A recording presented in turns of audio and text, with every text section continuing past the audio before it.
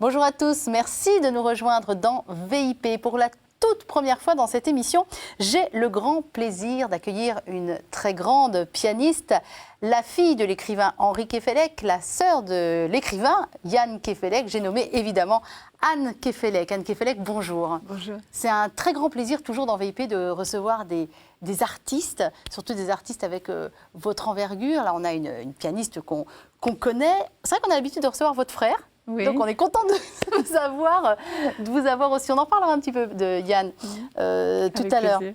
Votre instrument, c'est le piano, évidemment. Est-ce que vous pouvez déjà nous raconter, avant qu'on parle de votre actualité en termes de discographie, pourquoi le piano? D'où est venu cet amour du piano au point d'en faire un métier, une carrière, une vocation? Alors, il faut repartir en effet au tout début du décor de 50 dernières années Coty, là où nous habitions, quand nous étions enfants, où s'est déroulée notre enfance, qui était un appartement d'une certaine façon que je peux assimiler à une sorte de grotte préhistorique, parce qu'il n'y avait aucun appareil qui se branche, à part le four, c'est-à-dire qu'il n'y avait pas de radio, pas de télévision, pas de, à l'époque on disait de tourne-disque, il n'y avait pas de frigidaire, il y avait beaucoup de choses considérées comme absolument nécessaires à la bonne marche du quotidien ne se trouvaient pas à la maison, mais il y avait des livres, alors à foison, et puis un piano. Voilà. Mais tout ça faisait une très bonne base de départ pour une enfance heureuse et enrichissante, évidemment, puisque pour mes parents, vraiment, les valeurs de l'esprit étaient prioritaires et vraiment passées au-dessus de tout, et en particulier pour mon père. Ma mère, peut-être, n'aurait pas dédaigné d'avoir un frigidaire, mais enfin, c'est venu après. C'est venu après, peu à peu, ce qui fait qu'il y a eu des arrivées qui étaient véritables événements dans la famille. Quand on y est arrivé, voilà, quelque chose qui va aider un qui se peu. branche. Voilà, et qui se branche, voilà. Mais donc, ma mère avait fait des études musicales tout à fait sérieuses. Elle était pianiste. Quasi professionnelle, oui. Elle aurait dit elle-même qu'elle ne souhaitait pas donner des concerts, elle n'aurait pas souhaité, mais elle aurait tout à fait pu enseigner, bien sûr. Et puis elle avait fait du chant aussi, elle avait une ravissante voix de soprane. Et donc la musique, pour elle, ça allait de soi, ça faisait partie c'était tissé à toute sa vie. Mon père aussi avait fait de la musique dans sa jeunesse, à Brest. Dans sa famille, il y avait un piano. Et il aimait beaucoup improviser au piano. Alors c'était un mélange très, très étonnant, un peu mozartien et en même temps cantique breton. Alors ça, c'était très, très, très personnel. Puis c'est un écrivain de la mer, voilà. votre papa. Voilà, oui, et puis qui était imprégné de ses souvenirs de très beaux cantiques bretons aussi, évidemment, qu'il avait bien connus dans son enfance. Et donc, ça allait de soi que la musique fasse partie intégrante de l'apprentissage de la vie, finalement. Et par chance, justement, ma mère avait eu des professeurs extraordinaires. Et donc, elle m'a mise dans leurs mains. Et peu à peu, ça s'est passé comme ça, avec une espèce d'évidence. Mais je ne me rendais absolument pas compte de ce que ça signifiait. Puisque pour moi, j'ai toujours dit, petite fille, que je voulais être pianiste. Mais je disais, je serais pianiste dans la semaine et fleuriste le dimanche. Donc, vous voyez, je n'étais absolument pas au fait de ce que pouvait représenter. Une vie de concertiste, finalement. Une vie de concertiste. Et en particulier ma vie de concertiste, parce que finalement, il n'y a pas de modèle préétabli. C'est vraiment un itinéraire à chaque fois. Ça fait partie aussi de ce qu'on découvre dans ce métier. C'est un chemin très singulier. Et il n'y a pas d'étape si précise que ça dans ce chemin. Il y a des opportunités. Il y a bien sûr une formation que j'ai eue. J'ai eu la chance, en effet, avec ces professeurs magnifiques, d'être bien guidée dès le départ, bien conseillée. Après, et puis, on se construit, quoi. Après, on construit son chemin. Oui, on se construit son chemin. Puis peu à peu, il y a aussi des choses qui se font presque d'elles-mêmes. Et je reconnais que parfois, je me suis même dit, arrivée à 20 ans, parce que j'avais franchi un certain nombre d'étapes, conservatoire, concours internationaux, etc.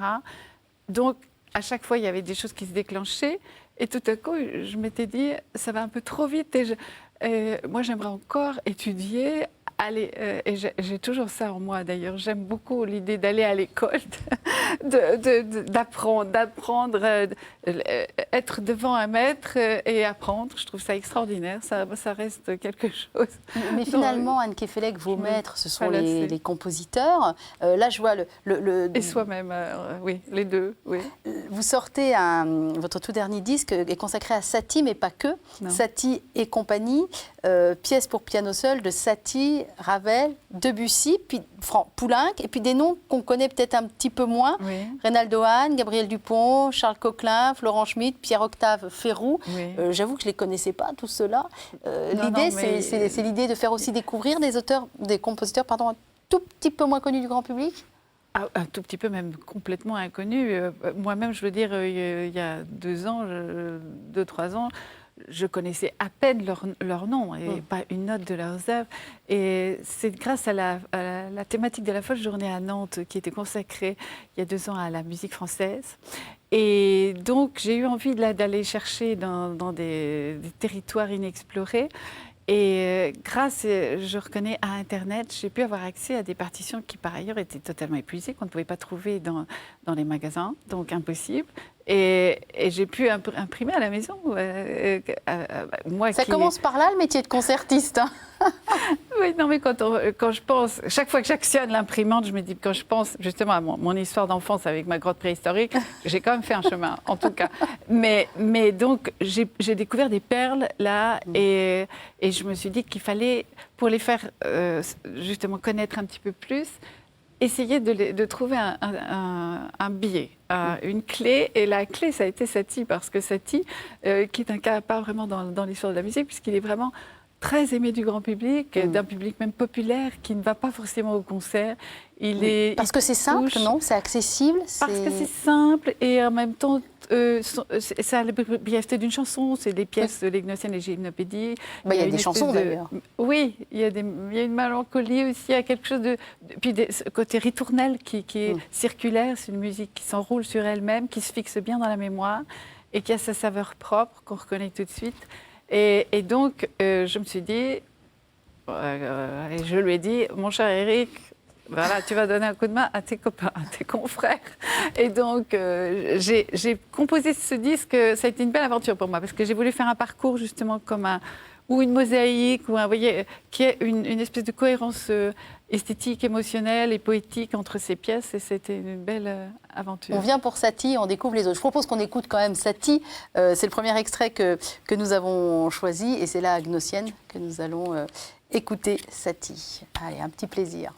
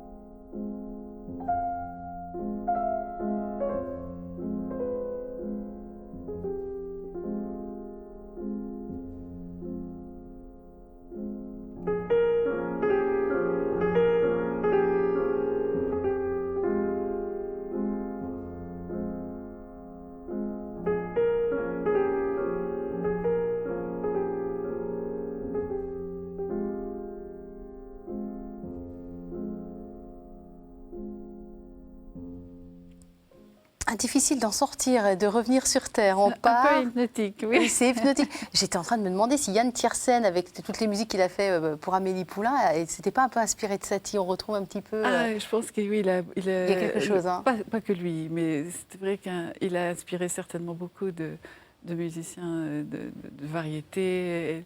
Oui, et puis là, il a sa propre voix. C'est pas Mozart, c'est pas Bach, c'est pas Beethoven, c'est pas un géant comme cela, évidemment. Et sur l'île déserte, c'est eux que j'emporterai. Mais il a ce talent-là qui fait qu'on entend 3 notes, on le reconnaît tout de suite. Et ça ne s'apprend pas dans aucune école. Enfin, on a ça en soi ou pas. Une petite voix particulière. Absolument. Vous, la composition, vous a tenté? Ah non, mais écoutez, le talent fait ce qu'il peut, le génie fait ce qu'il doit. J'aime beaucoup cette parole. Et je ne dois rien du tout à travers la composition. Ah non, il faut vraiment être possédé par le génie du créateur. Enfin, et que ce soit absolument impossible. C'est Cyril qui disait ça à son jeune poète. Si vous ne devez pas mourir de ne pas, si vous n'écrivez pas de poésie, n'en écrivez pas. Donc, non. Impossible. Dans un très joli livre que j'ai lu qui s'appelle Le piano de ma mère, votre frère Yann Kefelec racontait votre enfance dans cet appartement parisien où lui se réfugiait sans que son père le sache sous le bureau du père dès que le père était parti. Et il y avait aussi le piano de la mère. Il y avait 2 endroits un petit peu sacrés comme ça à la maison, le bureau du père, le piano de la mère. On sait qu'Yann Kefelec a pris la suite de son père pour lui montrer qu'il en était capable et qu'il avait ça en lui. Votre autre frère, il est chercheur en mathématiques, lui, il a complètement pris la tangente. Et puis vous prenez la suite de votre mère. On a un foyer d'artistes. C'est toujours très impressionnant, vu de l'extérieur, les foyers d'artistes comme ça. Oui, il y a aussi mon petit frère. Aussi. Nous avons il y a 3 garçons, une fille, un petit frère Tanguy. Mais en effet, c'est vrai que nous étions aux premières loges, si je puis ainsi dire, à la source, avec ses 2 parents, pour approcher les arts et pour que l'art et l'imaginaire et les valeurs artistiques, spirituelles, donc soient vraiment, fassent partie intégrante, comme je le disais tout à l'heure, de notre vie, même au quotidien, on peut dire. Est-ce qu'il y avait vraiment un territoire si délimité dans l'appartement avec le bureau du père? C'est sûr, bien sûr, il fallait, et ça se comprend, et mon frère serait le premier à reconnaître ça maintenant, qu'il y ait cette nécessité, plutôt, il fallait qu'il y ait cette nécessité d'isolement et de la solitude, justement, du créateur. C'est indispensable qu'il préserve cette espèce de bulle. Et quand il y a une famille de 4 enfants, il y a du mouvement. Et puis alors moi, je faisais de la musique aussi dans l'appartement. Donc autour, il y avait quand même une menace d'agitation. Donc il fallait absolument préserver le bureau du père. Et le piano de la mère, en fait, était surtout après devenu le mien, malgré tout, le piano de la sœur, le piano de la fille. Mais mes 2 parents étaient tous les 2. Mon père adorait la musique, comme je l'ai déjà dit, et ma mère était passionnée de littérature, et elle tapait tous les livres de mon père aussi. Donc elle était vraiment très, très au fait de la littérature.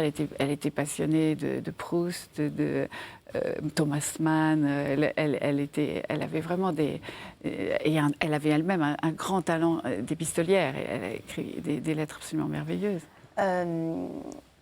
Quand on vous écoute parler, ça fait déjà très envie de se dire d'avoir grandi dans une famille comme ça, qui n'était peut-être pas très ouverte sur la technique, d'accord, très bien, mais avec une ouverture sur une curiosité artistique, sur ce que peuvent faire les autres en écriture ou en piano. C'est un petit peu tout ce que vous avez voulu faire avec Satie et compagnie.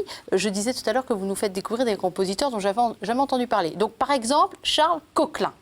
Charles Coquelin, très bien. Oui. On va écouter un extrait, mais d'abord, qui est-il? D'où sort-il? Que fait-il? Qui était Charles Coquelin?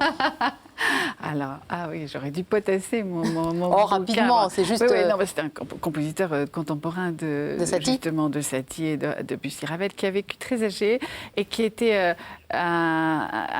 qui avait un visage un peu de sage, de prophète, enfin un homme très étonnant, paraît-il, sur le plan du comportement. Et quand on voit des photos de lui, on a en effet l'impression d'être devant une sorte de druide de la musique, je dirais. Et son œuvre pianistique est très inspirée par la nature, justement, et beaucoup par la mer, beaucoup. beau et très, très original, absolument pas. Enfin, c'est presque un iconoclaste. Sur le plan de l'harmonie, il y a beaucoup de dissonances, il y a des choses très, très étonnantes sur le plan de la composition pure. On va écouter. Donc là, on part directement en Bretagne, il faut quand même le dire, avec le chant des pêcheurs. On est bien chez les Kéfélec, on est bien en territoire breton. On est à Ouessant. On est à Ouessant. Allez, Coquelin, Charles Coquelin.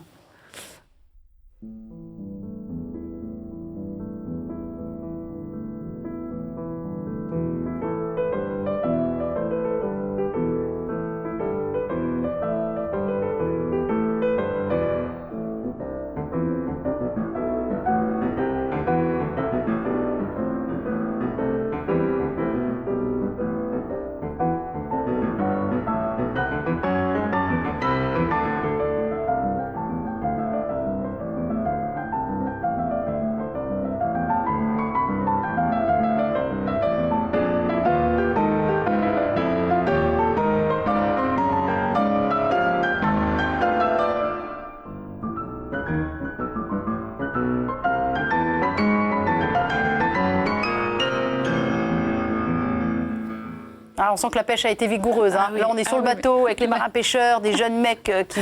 Voilà. Ça me fait penser... Il y a une belle chanson de marin qui, dans le refrain, est « La mer nous prend la peau, les gars ». Et chaque fois que je joue cette pièce, je pense à cette mer sauvage, à ses mains qui saignent et cette âpreté et aux rochers déchiquetés de Ouessant. Enfin, tout ça, toutes ces visions d'enfance reviennent. On sait que la Bretagne est une terre de spiritualité. Vous avez cité le mot tout à l'heure, Anne Kéfélec, de valeurs spirituelles. Vous avez été élevée dans une famille extrêmement catholique, très, très bretonne catholique, oui, avec des valeurs très, très clairement catholiques. Est-ce que c'est quelque chose qui vous a porté, qui vous porte Bien encore aujourd'hui ? Ce qui me porte beaucoup, c'est parce qu'on ne peut pas pratiquer un art, et en particulier la musique, qui nous met au sein de l'éphémère, on trouve l'éternel, on trouve des moments de temps suspendus et une dimension qui nous échappe dans cet impalpable qui est la musique, qui est indéfiniment une œuvre musicale est renouvelée, puisqu'on ne peut jamais la jouer deux fois de la même manière. Donc il y a une matière dans l'existence même de la musique qui est, point d'interrogation, qui est un mystère. J'aime beaucoup la parole de Lévi-Strauss qui dit que l'invention de la mélodie est le mystère suprême des sciences de l'homme. Et ça, je ressens ça en profondeur. Et il y a en même temps un mélange de certitude et d'interrogation à travers la musique, quand on écoute, par exemple, Jean-Sébastien Bach. Et je dois dire que dans l'éducation que j'ai reçue, à ce niveau-là, mes parents, en effet, étaient des catholiques pratiquants, absolument. Oui. Mais très ouverts aussi. Et par exemple, mon père, je me souviens, était tout à fait en faveur de l'ordination des femmes et du mariage des prêtres. Votre père ? Absolument. Ah oui, j'aurais jamais cru. Ah, mais oui, mais il ne faut pas croire. Il avait une grande ouverture d'esprit. Il faisait partie des amitiés islamo-chrétiennes. Il était très écuménique aussi dans son approche. Donc, c'était pas un intégriste du tout, pas l'ombre d'une seconde. Il était franciscain dans son approche. Il a d'ailleurs écrit une très belle vie de Saint François d'Assise. Il a écrit 4 vies de saints, mon père, le curé d'Ars, Saint Antoine du Désert, Saint Yves et Saint François d'Assise. Et de cœur, il avait dans son portefeuille la prière de Saint François, qui est magnifique. Et donc, c'est laquelle, Seigneur, fais de moi un instrument de ta paix? Oui, c'est celle-là. Voilà. Et c'est vrai que il n'y avait pas et chez ma mère c'était pareil.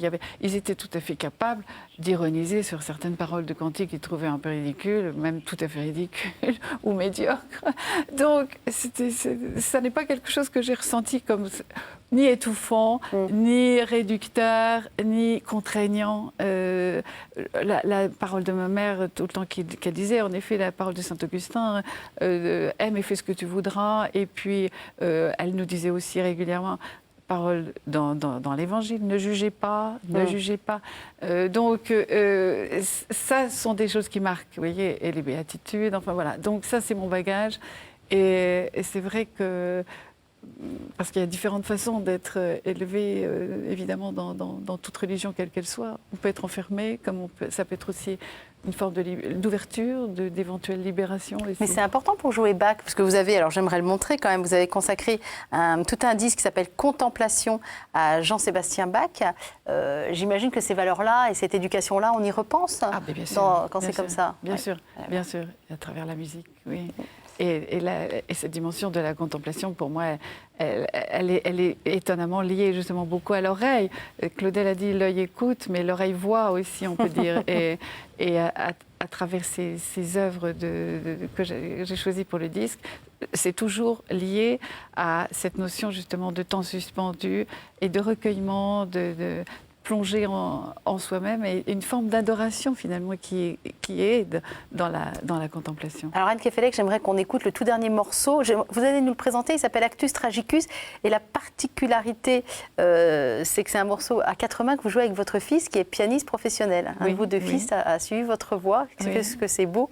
Gaspard Dehaene, et qui est pianiste professionnel et vous jouez avec lui aujourd'hui. Voilà, oui, de temps en temps nous jouons en effet à 4 mains et c'est une complicité évidemment très émouvante et c'est un cadeau. Ça fait, je pense que la maternité, évidemment, j'ai eu ce bonheur-là c'était pas forcément si simple avec une vie de musicienne. Mais en tournée toujours partout dans le monde, oui, ça a dû être compliqué. Mais bon, en même temps, dans toute vie, voilà, toute vie assez contrainte et demande qu'on fasse des choix aussi. Mais en l'occurrence, c'était vraiment quelque chose que j'ai vécu avec évidemment énormément de bonheur. Alors pour votre information, on va écouter un extrait de cet Actus Tragicus. C'est Gaspard qu'on entend au début. Et quand des notes aiguës arrivent, un peu céleste. Parce que le 4 mains, on est sur le même territoire, sur un seul clavier, et donc 2 assis devant et un grand jeune homme, puisqu'il est grand avec des grandes mains, vers la moitié première moitié grave du piano et la mère dans l'aigu et dans l'écriture de cette transcription de Jean-Sébastien Bach, il y a une sorte de voix céleste qui vient d'en haut, et puis peut-être est-ce que c'est l'être humain, l'homme, qui s'exprime dans les graves, je ne sais pas. Ça à chacun de le recevoir, évidemment, avec sa sensibilité. Et le titre, c'est « Le temps de Dieu est le meilleur des temps ». Et justement, il nous ouvre l'éternité à sa façon. Alors, vous allez voir, c'est... Voilà, Contemplation. Ça porte très très bien son nom, ce CD. On écoute Bach, évidemment.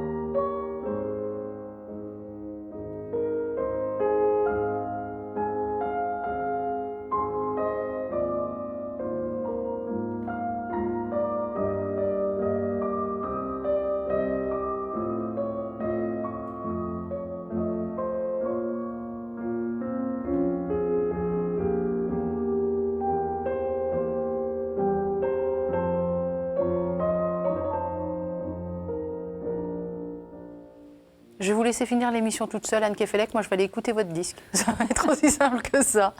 Ah, c'est un vrai bonheur. C'est un petit bijou, cette transcription, oui. Ouais. C'est important d'être passeur, je trouve, dans vos métiers, quel que soit l'instrument, mais quand on est, comme vous, concertiste, instrumentiste, d'arriver, on a dit tout à l'heure, à faire découvrir, évidemment, des compositeurs moins connus, mais aussi à transmettre, alors là, directement au fils, quelle merveille, mais vous faites aussi des masterclass, des stages, etc., de transmettre, finalement, quoi, l'essence de ce qu'on vit.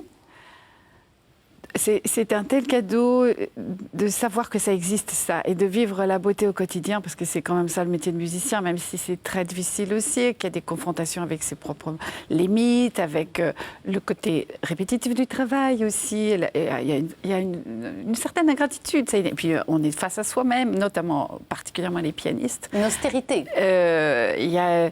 Oui, puis c'est tout le temps cette remise en question. Rien n'est jamais acquis définitivement. Donc, en même temps, moi, j'ai l'impression qu'on est un peu comme s'il y avait toujours du cartilage, qu'on peut grandir tout le temps. Alors, c'est très encourageant et magnifique, mais en même temps, et c'est aussi parfois un peu désespérant parce qu'on dit j'y arriverai pas, il faut encore que je monte plus haut. Voilà. Bon, mais en même temps, si on arrivait tout de suite au sommet, ça n'irait pas du tout. Donc tant mieux que l'inaccessible étoile reste inaccessible.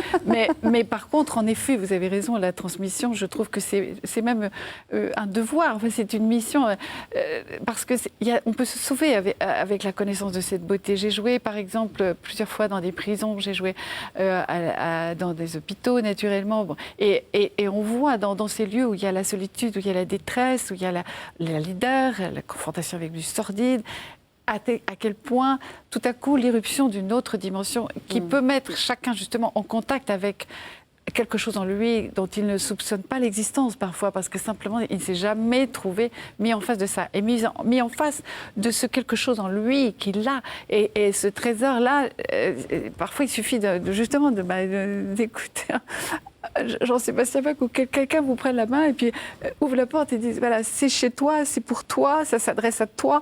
Ça n'est pas. On dit souvent ça, que la musique classique est élitiste, et je suis d'accord de dire oui, c'est élitiste, mais pas dans le sens où ça s'adresse à une classe sociale privilégiée, mais dans le sens où ça s'adresse à la meilleure part de chacun, à son élite personnelle intérieure. Et que ça fait partie des choses qui me désolent parfois dans notre époque. Je trouve qu'on ne fait pas assez appel à ça, à cette beauté intérieure qui, en principe, chacun peut porter en lui. Alors, du côté des compositeurs, on loue souvent Bach. Du côté des écrivains, on admire énormément Claudel. Je crois qu'il y a beaucoup de choses que vous avez dites qui peuvent correspondre à Claudel. Alors, je vais demander à Yves Bonnen de nous rejoindre en plateau. Yves Bonnel, met en scène au Théâtre des Bouffes du Nord l'annonce faite à Marie de Paul Claudel. Yves, installez-vous, bonjour. Bonjour. Et vous avez écouté cette première partie d'émission, on va reparler de Claudel, mais je suis sûre que dans tout ce qu'a pu dire Anne Kefelec, il y a beaucoup de choses qui vous ont touché, qui vous ont interpellé, peut-être dans votre métier à vous aussi, notamment de metteur en scène. Dites-moi, qu'est-ce qui vous a interpellé? Tant de choses, c'est vrai que j'ai l'impression que je devrais être quelqu'un du cirque pour pouvoir montrer à quel point j'ai envie de rebondir, parce que c'était un rebond de toutes les minutes. Et la dernière chose qui me reste, c'est j'ai presque le sentiment que nos parents sont cousins. Tant ce que vous me racontez de votre famille, de vos parents... Ah, vous avez vécu dans une grotte, vous aussi? Je vous laisse continuer. La grotte familiale, oui.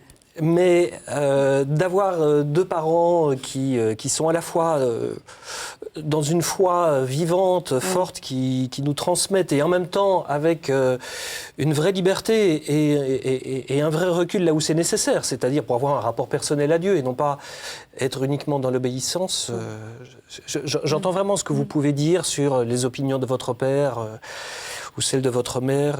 Je m'y retrouve, je retrouve mes parents qui étaient des croyants, des catholiques, qui le sont toujours, pour ma mère qui vit encore, très, très empreints dans leur foi, et en même temps classique, mais dans le sens de quelque chose qui se construit. Et qui nous ont mis dans un collège, dans un lycée qui était, qu'on appelait catholique de gauche, en disant, voilà, nous, on est plutôt traditionnels, on va te mettre dans un lycée qui est plutôt progressif, comme ça, toi et tes frères et ta sœur, vous ferez une opinion et vous déciderez vous-même de là où vous voulez aller. Et cette manière d'ouvrir l'esprit de façon critique, même par rapport à la foi, par rapport au rapport à l'Église, je trouvais ça extrêmement précieux, parce que, enfant déjà, ça nous amenait à parler pour pouvoir essayer de comprendre quelles étaient leurs idées, quelles étaient les nôtres, et construire les nôtres tout seul. Vous êtes tombé dans le bénitier tout petit, mais ça vous a permis de rechoisir en votre âme et conscience ensuite cette religion qui vous nourrit encore aujourd'hui. Alors notamment, quand je disais avoir des valeurs chrétiennes, quand on joue Bach, c'est fantastique. Quand on joue Claudel, quand on monte Claudel, c'est important aussi. Pourquoi Claudel? Vous voulez monter tout Claudel? Oui. C'est l'objectif d'une vie, mais c'est un beau projet. Pourquoi Claudel, Yves Bonnen? Je sais que je n'y arriverai pas, mais pourquoi Claudel? Je rebondirai volontiers sur une autre chose que vous avez dite tout à l'heure et que je trouve vraiment formidable, cette citation le talent, c'est faire ce qu'on peut, et le génie, ce qu'on doit. Fait ce qu'il peut, le génie fait ce qu'il doit. Le génie fait ce qu'il doit, voilà. Alors quand on se retrouve face à un génie comme Claudel, on se dit, j'aimerais pouvoir être au service d'un homme comme celui-là, être au service d'un tel génie. Parce que quand je l'ai rencontré, je me suis souvenu que je l'avais déjà rencontré d'abord, adolescent, Et je me suis dit, c'est un frère, un ami que je n'ai pas connu, et avec qui j'ai envie de faire un chemin, et un chemin très longtemps. Et je me suis souvenu d'un de mes professeurs qui nous avait lu la parabole d'Animus et d'Anima, qui est écrite par Claudel. Et il l'avait lu, et on ne savait pas pourquoi, il avait remonté ses manches. Et à la fin, il nous avait montré son bras en disant, vous voyez, il y a le poil qui se dresse. C'est à ça que vous reconnaissez le génie d'un écrivain. Quand ça vous met dans un tel état, et je trouvais ça magnifique, parce que c'était comme une manière de nous dire... Dieu non seulement a donné une âme à n'importe qui, aux grands, aux petits, aux riches, aux pauvres, aux blancs, aux noirs, à la femme, à l'homme, aux méchants, aux bons, et cet homme, il l'a inscrite dans un corps. Et donc ce génie et cette parole de Claudel passaient même à travers ce corps de ce professeur. Ça me touche aussi beaucoup ce que vous dites là à propos des poils qui se dressent. L'horripilation, puisque je crois que c'est ça exactement que ça veut dire étymologiquement, là, les poils qui se dressent. Parce qu'en musique, c'est tout le temps que ça arrive, en effet, et c'est extraordinairement mystérieux parce que c'est au détour d'une modulation, d'une harmonie, une phrase tout à coup, et c'est irrésistible. C'est vraiment comme si on avait un courant électrique qui passait. Et donc, moi j'ai la sensation, je ne sais pas si ça vous l'expliqueriez comme ça, que c'est parce qu'il y a quelque chose de soi à ce moment-là qui passe et qui s'applique exactement, et qui coïncide et qu'on reconnaît. Oui, quelque chose de soi, absolument. Oui. Ça me renvoie à cette histoire de ce jeune homme qui venait du Cameroun et qui, comme tant d'autres, s'est mis dans le train d'atterrissage d'un avion en espérant arriver en France. Oui. Et qui, comme tant d'autres, évidemment, en est mort. Et quand il est arrivé en France, personne ne le connaissant, on ne savait pas où aller. Et je crois que c'est la maire d'une commune qui a décidé de l'enterrer là où il était, où il avait été retrouvé. Mais comme on ne le connaissait pas, elle-même a trouvé l'inscription sur sa tombe. Et elle a demandé qu'on écrive « Inconnu sauf de Dieu ». Et je trouvais ça extraordinaire, parce qu'en effet, là, cet homme-là avait été reconnu dans sa part d'inconnu par le seul qui pouvait le reconnaître, qui était Dieu. Et donc c'est sûr que Claudel me parle à moi dans ces moments notamment où les choses se dressent et se réveillent d'une part de moi que je ne connaissais pas, que j'ai oublié, ou qui se réveille et que lui appelle régulièrement. Voilà, c'est une espèce de saine façon de remettre régulièrement les doigts dans la prise. Alors tout à l'heure, j'ai beaucoup aimé Anne Kefelec, vous parliez de Satie, on parlait de ce CD Satie et compagnie, et vous disiez, bon Eric Satie, tu vas un peu m'aider à faire connaître tes petits copains qui n'ont pas eu la chance d'être aussi connus que toi. Et j'ai l'impression que vous avez le même rapport avec Paul Claudel, c'est mon ami, je l'ai rencontré, il serait vivant aujourd'hui ou je serais de son époque, clairement il y a quelque chose qui se serait passé, on sent que vous appropriez complètement et que vous faites des amis post-mortem, je ne sais pas comment on peut dire ça, mais ils vous servent autant que vous les servez. Il y a quelque chose du compagnonnage qui est très très beau dans les deux cas, en tout cas. Il y a une fraternité, je trouve, par-delà, en effet, la mort, dans l'invisible. Et par exemple, moi j'ai eu une passion pour Mozart et j'ai envie de dire moi-même j'aime Mozart, mais j'avais entendu je montre le CD sur Mozart que vous avez fait quand même, Anne Kefelec. Discutez, moi je montre le CD, il n'y a pas de souci. Non, mais dire que j'avais entendu Martha Argerich dire ça à propos de Schumann. J'aime Schumann, mais je sais que Schumann m'aime aussi. Et ça n'est pas une parole orgueilleuse. En fait, je suis sûre que Claudel vous aime aussi, qu'il y a un retour. Non, mais je dis qu'il y a un retour. Si, je suis sûre, parce que quand il y a une telle correspondance d'âme avec un créateur, c'est qu'il y a cette espèce de fraternité, de rencontre, vraiment, qui est dans l'essentiel. Si on allait un peu plus loin, on pourrait appeler ça la communion des saints. Mais bon, moi, ce que je dis rien. J'aimerais qu'on regarde un extrait, quand même, de votre annonce faite à Marie. Donc, je rappelle, ce sera du 24 juin au 19 juillet au Théâtre des Bouffes du Nord que Anne Kefelec adore. Ce lieu est empreint déjà d'une charge de dramaturgie en soi, on a envie de tout voir, tout entendre, tout jouer dans un tel lieu, je trouve, qui doit vous porter, vous inspirer. Oui, parce qu'il je dirais presque qu'on a le sentiment que les dieux l'ont habité. Oui. Et c'est tellement important parce que le tragique n'existe pas si Dieu n'existe pas. Donc quand on est dans un théâtre où les dieux sont là, où viennent de partir et qu'on les sent encore, on a le sentiment qu'on peut y aller. Ça va être quelque chose qui va nous pousser. D'ailleurs, à la hauteur des Bouffes du Nord, ça monte, on a l'impression qu'on a un accès direct au ciel. Oui, et on est aussi un peu quelque part dans l'inachevé, comme disait Yankelevitch et Rilke. Donc, pas loin de l'infini, parce qu'inachevé, infini, dans le fond, là aussi, il y a in devant chacun, et c'est proche. Si dans des lieux plus nickel, vraiment conventionnels aussi. Complètement, il n'y a pas cette âme qu'il y a au Bouffes du Nord, où on est presque dans un bateau qui a failli faire naufrage et qui finalement continue de voguer, quoi. Alors, si vous n'avez jamais mis les pieds au Bouffe du Nord, là, il va falloir le faire pour Claudel et pour Yves Bonnen pour l'annonce Fête à Marie. C'est donc du 24 juin au 19 juillet. Et nous, on a des images de la Générale. Donc, j'aimerais qu'on en regarde un extrait, histoire de vous donner une petite idée de ce que vous pourrez voir et de la beauté du texte et du jeu des comédiens. Je suis Violaine, j'ai 18 ans. Mon père s'appelle Anne-Mercant, ma mère s'appelle Elisabeth. Ma sœur s'appelle Mara, mon fiancé s'appelle Jacques. Voilà, c'est fini, il n'y a plus rien à savoir. Béni sois-tu dans ton chaste cœur. La sainteté n'est pas de laisser faire lapider chez les Turcs ou de baiser un lépreux sur la bouche.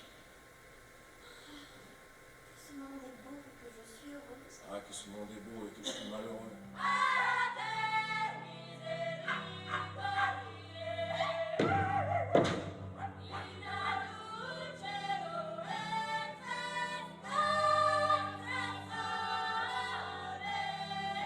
Jacques, tu es donc déjà eu mon âge, je te donne ma fille Violaine, on te dit mon nom. Aime-la car elle est nette comme l'or. Mara, j'y ai mûrement pensé. Je crois que vous avez rêvé cette histoire que vous m'avez racontée l'autre jour. Quelle histoire? Ne faites pas l'étonner, cette histoire de maçon, ce baiser clandestin au point du jour.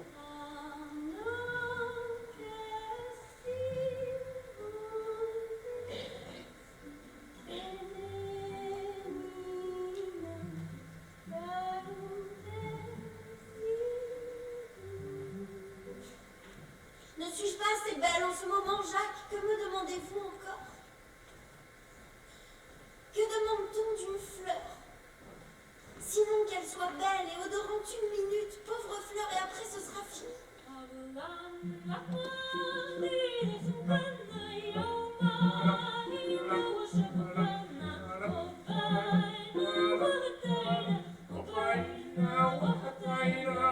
On termine avec un chant en araméen magnifique. Je peux citer et je voudrais citer les comédiens. Quand même, il y a Judith Chemla, j'ai mal écrit, Lucetti, c'est Fabienne Lucetti, Marine Self, il y a Jean-Claude Drouot, Thierry Lafronde.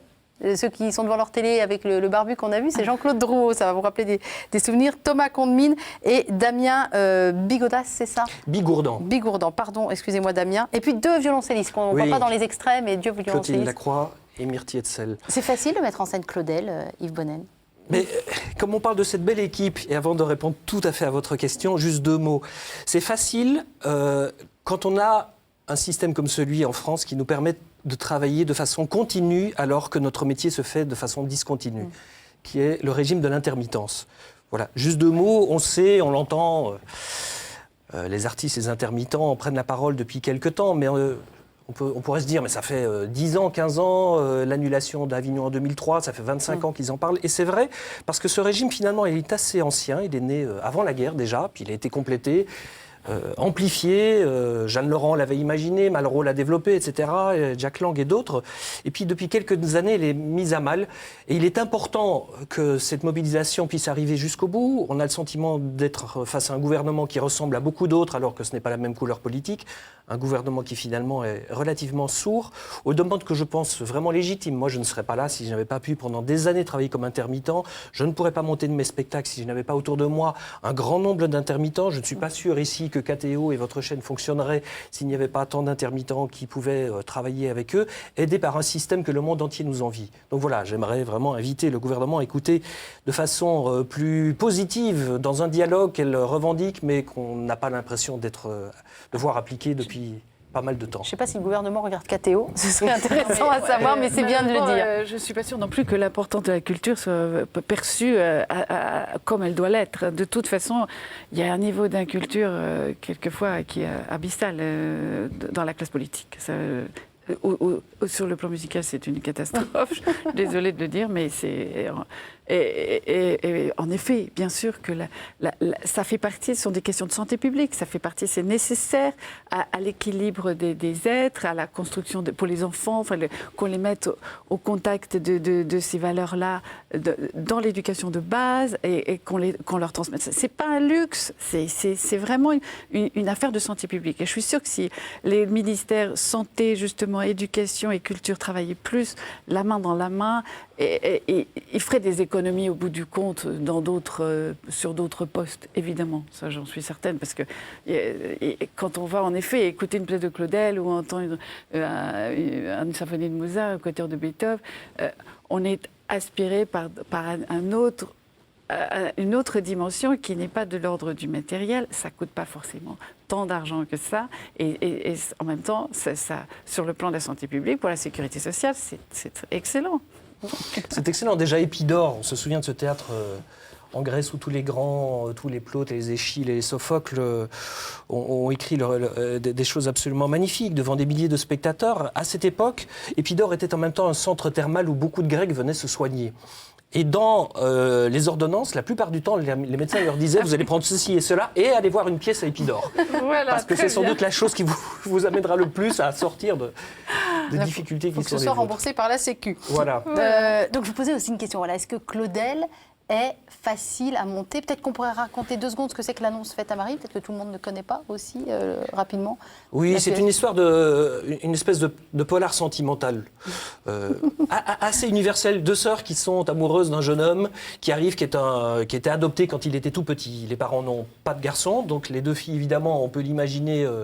Je veux dire, on a tous vécu ça, mais moi, je me mets à la place de mes cousines ou de ma sœur. Quand il y a 2 filles face à un garçon ou 2 garçons face à une fille, il peut vite y avoir une forme de concurrence. Et donc toute la pièce raconte comment cette concurrence s'exprime. Et finalement, on quitte assez rapidement le quotidien strictement amoureux parce que Dieu intervient et transforme les choses de façon énorme. Alors, c'est pas une pièce triste, absolument pas. Il y a beaucoup d'humour dans cette pièce, mais elle raconte cette chose toute bête qui est l'irruption du miracle, qui est un mot qu'on utilise tous, je pense, tous les jours, tous les 2 jours. On galvaude sans doute beaucoup aussi. Peut-être qu'on galvaude, mais même quand on le galvaude, ça exprime toujours l'idée que quand on est dans une mouise totale, il y a toujours quelque chose qui peut arriver. On attend toujours un miracle. C'est quoi, la petite fille Espérance ? Voilà, c'est la petite fille Espérance de Peggy, c'est sûr. Donc ça existe dans Claudel et il le dit de façon à nous remuer les tripes et à nous replonger dans cet inconnu dont on parlait tout à l'heure. Alors, est-ce que c'est facile de monter Claudel ?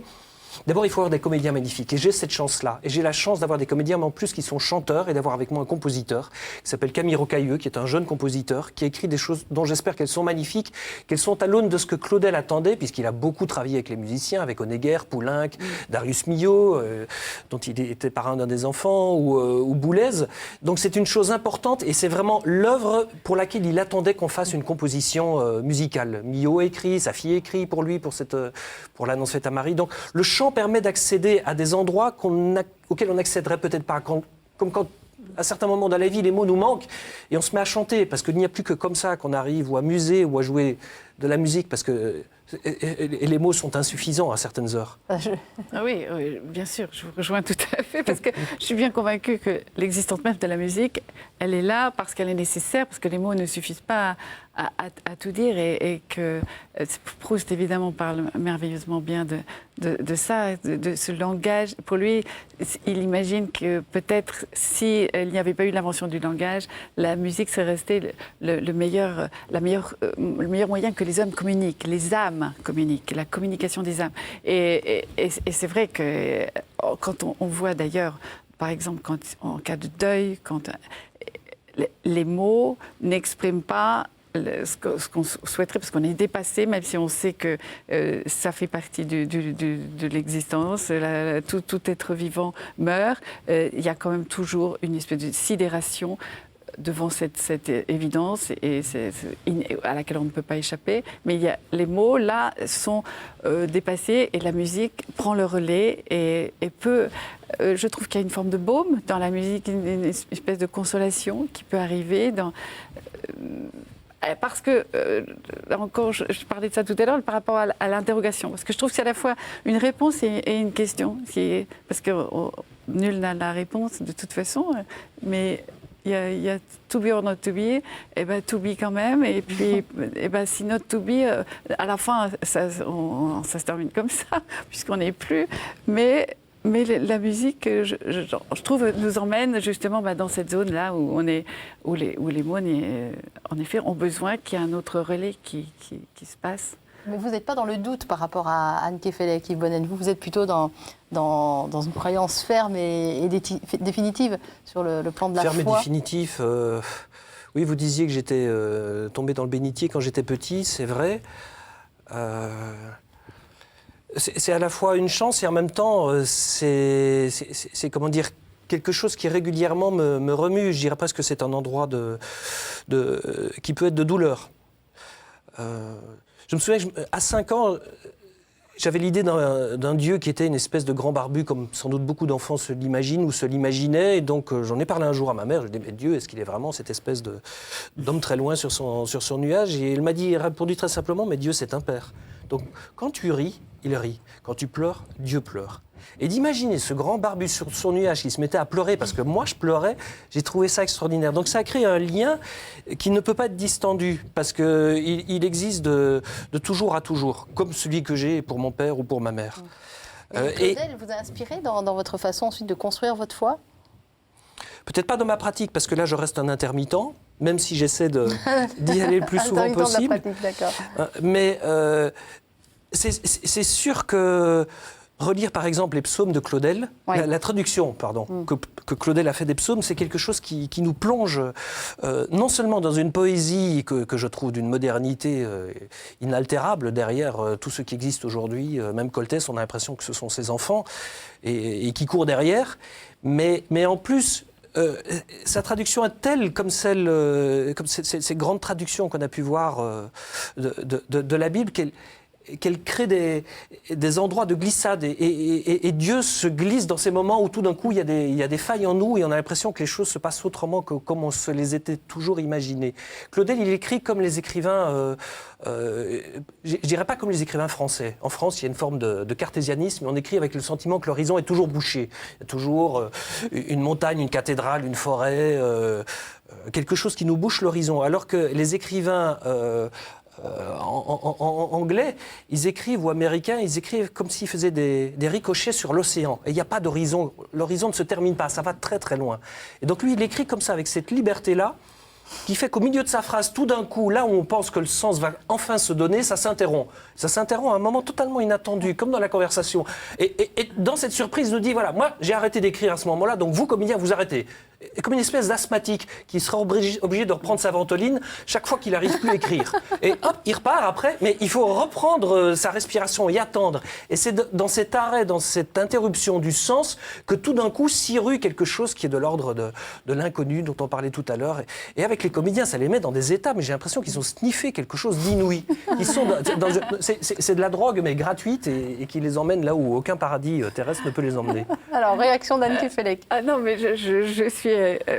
on n'a qu'une idée quand on vous écoute parler de Claudel, c'est de s'y replonger ou de s'y plonger, et notamment dans les psaumes, et de retrouver son verbe, en effet, qui est d'une telle générosité, qui est absolument solaire et fou, d'une certaine manière.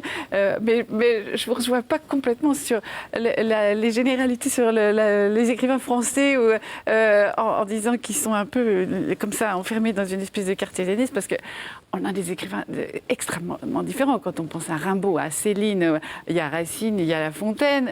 Balzac, c'est pas la même chose. Balzac. Oui, mais vous étiez en Bretagne avec votre père qui écrivait Face à l'océan, donc il avait déjà quelque chose d'universel. Oui, et mon frère d'ailleurs aussi, il ouvre grand les fenêtres. Mais à côté de ça, j'aime énormément la littérature, notamment anglaise, anglo-saxonne. Je trouve en effet qu'il y a une forme de liberté extraordinaire. Mais chaque créateur a son univers, son monde, et voilà, peut-être qu'il y a des tendances un petit peu plus marquées, je vois ce que vous voulez dire. Mais quand on aime un auteur, on le dit aussi parfois de façon un peu radicale, mais vous entendez bien que derrière, c'est l'idée que cet auteur a voyagé. Ce que beaucoup d'auteurs français n'ont pas fait. Oui, alors, c'est vrai. Alors on peut évidemment voyager dans sa tête, comme Rimbaud, mais Rimbaud, à un moment donné, il s'est dit, il faut que j'active... il a voyagé après. Voilà, et que je voyage. Après, il a arrêté d'écrire, tellement il avait ce besoin de parcourir. Mais c'était un immense voyageur, puisqu'il était diplomate. On l'a trouvé aux États-Unis, en Chine, au Japon. L'exotisme, oui. Voilà, et ça se retrouve, je trouve, dans son écriture. Et ça rend aussi à Claudel, quand on connaît un petit peu sa vie, quelque chose de beaucoup plus riche, universel et contradictoire que ce qu'on a pu faire dans certains films, l'image qu'on a pu donner de Claudel, qui est absolument pas cette espèce de grenouille. Alors que c'est quelqu'un qui a pris la défense des Indiens lors du dernier massacre aux États-Unis, à Wounded Knee à la fin du 19e, qui s'est battu pour la culture chinoise quand il était allé à Fushio, ou qu'il a parcouru la Chine. La même chose, il était en 23 lors du grand séisme au Japon, il a porté la culture japonaise à un point incroyable. Mais même pendant la guerre, il a beau avoir écrit l'Ode à Pétain, juste après, en 41, il écrivait une lettre magnifique au grand rabbin Schwartz en lui disant à quel point il était solidaire, et il avait retourné complètement sa veste, il était devenu lui-même un résistant dans l'écriture. Il a écrit à l'archevêque de Paris en lui disant: vous avez fait des funérailles invraisemblables à un grand collaborateur qui est Blanchot, c'est scandaleux, ce cardinal n'avait pas droit à des funérailles pareilles, puisque c'est vraiment un vendu au nazisme. Il a pris des positions régulièrement tout au long de sa vie qui témoignaient de l'avancée de son corps, de sa pensée, des contradictions qu'il était, parce qu'il était ouvert à la modernité. Et est-ce que justement sa foi était elle-même traversée d'oscillations, de vacillements, il faut répondre très vite parce que l'émission se termine. Secousses, ou est-ce qu'il était tout le temps dans la certitude? Je pense que, comme pas mal d'artistes, il pouvait être schizophrénique. Oui. Dire certaines choses peut-être de façon publique et puis en écrire d'autres. Et je pense que l'endroit d'intimité totale, c'est son écriture. Et c'est là que toutes ces contradictions et la grande richesse de Claudel se dit le mieux. Alors, chers amis, on va quitter un petit peu tous ces gens-là. Je vais vous amener plus loin dans le temps. Je voudrais qu'on parle un petit peu de Chopin, qu'on revienne à Anne Kefelec, parce que Chopin fait partie aussi souvent des grands amours des interprètes. Vous aussi, vous lui avez consacré aussi du temps, des concerts et même une vidéo qu'on va pouvoir voir. On va peut-être la resituer, cette vidéo. Elle a été enregistrée, c'est un DVD qui a été enregistré au Festival de la Grange de Melay, et où vous aviez joué Chopin. Eh bien, je ne savais même pas qu'il y avait une caméra ce jour-là. D'accord. Appelez-moi si vous voulez des nouvelles de ce que vous faites. On écoute peut-être Chopin et on va revenir après avec vous.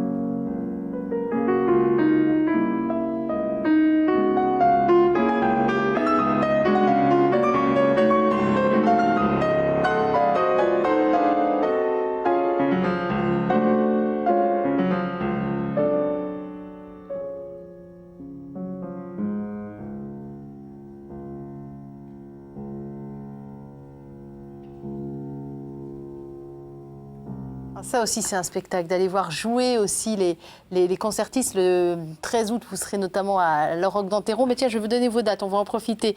Si vous voulez aller voir Anne Kefelec, alors n'hésitez pas. Il y a Royan le 4 juillet, Saint-Ronan, c'est à côté de Brest, le 8 juillet, Noyères-sur-Serein, ça c'est en Bourgogne, le 15 juillet, à côté de Toulon-Castelet, le 24 juillet, Celles-sur-Belle, ça c'est dans le Poitou, c'est magnifique, Celles-sur-Belle, le 28 juillet, j'ai oublié Barfleur, le 26 juillet. On va vous retrouver aussi au mois d'août. Qu'est-ce qu'il y a? On a Guil-Durance, le 9 août, et puis Perros-Guirec le 2 août, sans oublier Quiberon le 4 août. Enfin bon, voilà, vous pouvez retrouver toutes ces dates sur Internet, bien sûr, mais allez voir les artistes en concert, parce que là aussi, on est avec un spectacle, la Roque d'Anteron le 13 août, bien sûr, et puis il faut absolument aller voir. Évidemment, votre Claudel, votre annonce faite à Marie, je dis votre, vous voyez, je vous mets Claudel et vous dans le même sachet. Donc évidemment, d'une part au Théâtre des Bouffes du Nord, ça je l'ai précisé, 24 juin, 19 juillet, mais vous partez en tournée aussi à l'automne.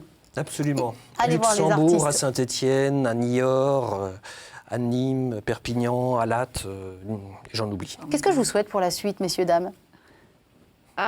que ça se poursuive, de continuer sur cette route-là. Eh ben, puisque vous êtes tous les deux sur scène, je vous souhaite un très très bel été avec beaucoup de public pour votre Claudel, pour tous vos concerts. Anne Kefelec, je vous remercie d'avoir fait la toute dernière émission de l'année avec nous. On termine en beauté, en musique, en théâtre, en art. Merci beaucoup. Et je vous souhaite à tous, bien entendu, un très bel été. On se retrouve l'année prochaine. Merci beaucoup.